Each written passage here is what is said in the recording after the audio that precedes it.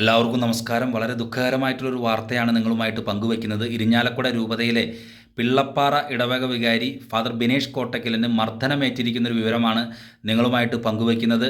ഈ വിഷയവുമായി ബന്ധപ്പെട്ട സംഭവം നടക്കുന്നത് കാടുകുറ്റിയിലാണെന്ന് വെള്ളിയാഴ്ച ഉച്ചയ്ക്ക് ശേഷം ബിനേഷ് അച്ഛൻ കാടുകുറ്റിയിലുള്ള ടർഫ് ഗ്രൗണ്ടിൽ കളിക്കുന്നതിന് വേണ്ടി ഇരുചക്ര വാഹനത്തിൽ പോയിക്കൊണ്ടിരിക്കുമ്പോൾ കാടുകുറ്റി ജംഗ്ഷൻ കഴിഞ്ഞ് കുറച്ചുകൂടി മുന്നോട്ട് പോകുമ്പോൾ ഒരു വളവുണ്ട്. ഈ വളവെത്തിയപ്പോൾ റോഡിൻ്റെ ഇരുവശങ്ങളിലും വാഹനങ്ങൾ പാർക്ക് ചെയ്തിരുന്നു.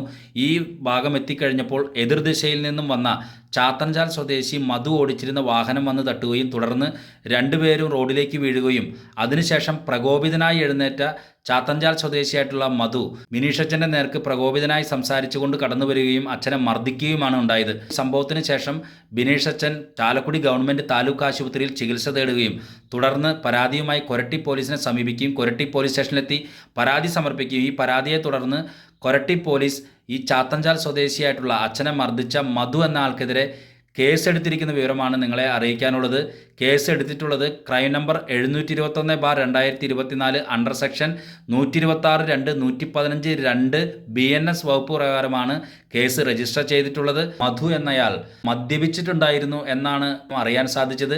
വളരെ ദുഃഖകരമായിട്ടുള്ളൊരു വാർത്തയാണ് നിങ്ങളുമായിട്ട് പങ്കുവയ്ക്കുന്നത്.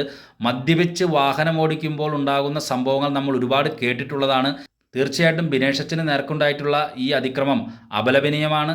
ഈ അതിക്രമം ചെയ്ത വ്യക്തിക്കെതിരെ ശിക്ഷാ നടപടികൾ സ്വീകരിക്കണമെന്ന് തന്നെയാണ് പറയാനുള്ളത്. ഒരു വർഷത്തോളമായി ബിനേഷച്ചൻ പിള്ളപ്പാറ ഇടവകയിൽ വികാരിയായിട്ട് വളരെ സാധാരണക്കാരായി വിശ്വാസികളോടൊപ്പം ചേർന്ന് നിന്ന് വചനം പങ്കുവച്ചും ഇടവക കർമ്മങ്ങളെല്ലാം ചെയ്ത് മുന്നോട്ട് പോയിക്കൊണ്ടിരിക്കുന്ന ബിനേഷച്ചനുണ്ടായ ഈ അതിക്രമത്തിൽ വളരെ ശക്തമായിട്ട് അപലപിക്കുന്നു, ദുഃഖം രേഖപ്പെടുത്തുന്നു. ഇത്തരം വിഷയങ്ങൾ ആവർത്തിക്കപ്പെടാതിരിക്കട്ടെ എന്ന് മാത്രമാണ് പറയാനുള്ളത്.